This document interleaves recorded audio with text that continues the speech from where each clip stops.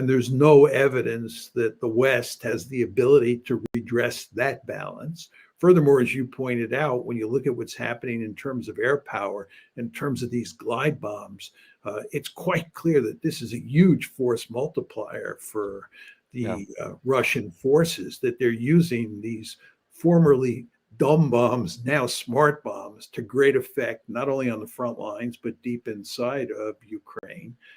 So the balance of firepower here in terms of artillery plus air power is shifting in the Russians' favor. And then there's the critical element of manpower.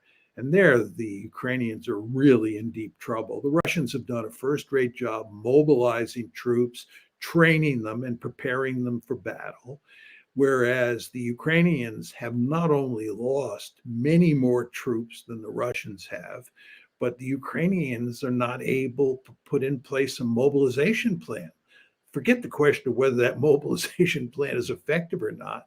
The legislation is stale. It's hard to believe how that's going on. Yeah, it's been dragging on for months just to get the legislation done. Yes, exactly. They can't seem to agree. And actually, when you look carefully at the manpower situation, from a Ukrainian point of view, it's actually quite depressing. There are huge numbers of people, young males, who could otherwise serve in the military, who are outside of the country. And if you look at the males inside of Ukraine, inside the borders of Ukraine, significant numbers of them have no interest in serving in the military. They're basically draft dodgers. And when you're badly outnumbered in terms of the size of your population vis-a-vis the Russians, you sort of need every eligible male, or at least the vast majority of those eligible males, and maybe even females, to sign up and move to the front to fight against the Russians.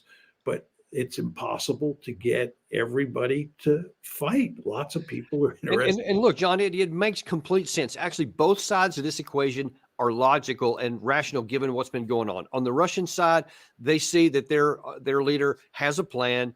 They see they have the industrial capacity. They see that they're making methodical progress on the battlefield. They saw that all last year they prevented virtually any penetration of their defensive lines. So that was successful.